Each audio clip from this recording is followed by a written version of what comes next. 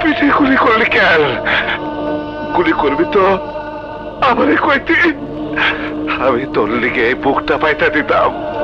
মাফ করে দিন বড় ভাই। 5 কোটি টাকা সুপারি পাইছি, টাকা দিয়ে স্বপ্নের সাথে। হ্যালো গাইস, চলে এলাম আজকে নতুন আরেকটা ভিডিও নিয়ে। অনেকদিন পর ভিডিওতে ব্যাক করলাম। আপনাদের ভালোবাসা এবং আপনাদের সাপোর্ট পেলে আমি নিয়মিত ভিডিও বানাবো। আপনারা উৎসাহ করবেন, আমাকে সাপোর্ট করবেন, আমার চ্যানেলটাকে সাবস্ক্রাইব করবেন, আমার ভিডিওটাকে বেশি বেশি শেয়ার করবেন। তো গাইস, আজকে যে বিষয়টা নিয়ে কথা বলবো সেটা হচ্ছে মান্না এবং শাকিব খানের।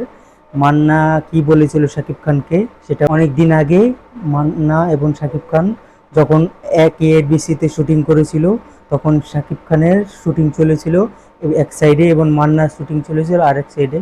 কিন্তু শাকিব খানের শুটিং শেষে যখন মান্না শুটিং সেটের সামনে দিয়ে যখন আসতেছিল, তখন মান্না দেখে শাকিব খানকে ডেকে বলেছিল যে তোর মধ্যে অনেক গুণ আছে।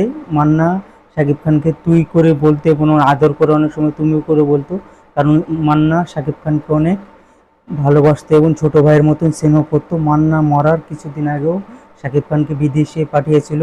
শাকিব খানের একটা অসুখ ধরা পড়েছিল, সেই জন্য ট্রিটমেন্টের জন্য পরামর্শ দিয়ে শাকিব খানকে দ্রুত পাঠিয়েছিল। তারপরে মান্না মারা গেছিল, কিন্তু শাকিব খান সেটা একটা ইন্টারভিউতে সেই কথাটা দুঃখ প্রকাশ করেছিল। কিন্তু সেটা নিয়ে আমি কথা বলবো না, আজকে কথা বলবো মান্না কি বলেছিল শাকিব খানকে। শাকিব খানকে বলেছিল মান্না যে তোর মধ্যে অনেক গুণ রয়েছে, তোর মধ্যে একটা হিরোর মধ্যে যে কোয়ালিটি রয়েছে সেটা তোর মধ্যে অনেক রয়েছে। আর তুই হবি, আমি একদিন বলে রাখলাম, তুই হবি বাংলা ইন্ডাস্ট্রির লাস্ট সুপারস্টার, তোর পরে কোনো সুপারস্টার তৈরি হবে না। এটা মান্না বলেছিল শাকিব খানকে। আর সেটাই হচ্ছে এখন, যেটা আমরা দেখতে পাচ্ছি।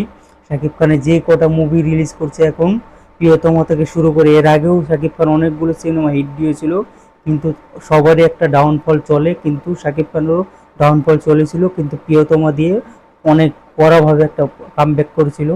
কিন্তু এরপরে শাকিব খানের একটা স্টারডাম চলে গেছে আকাশচুম্বী, শাকিব খানকে কেউ ধরতে পারেনি।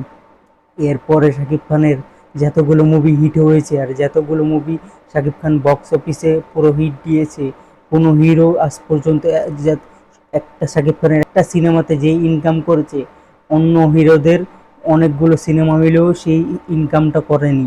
কিন্তু শাকিব খানের যে স্টারডাম রয়েছে, পাওয়ার রয়েছে, সেটা মান্নাও বুঝতে পেরেছিল, সেটা বলেছিল মান্নাও। আর মান্নার কথাও আসলে গুণীজনকেই চিনে, গুণীজনের কদর করতে জানে, তার গুণীজনকেই।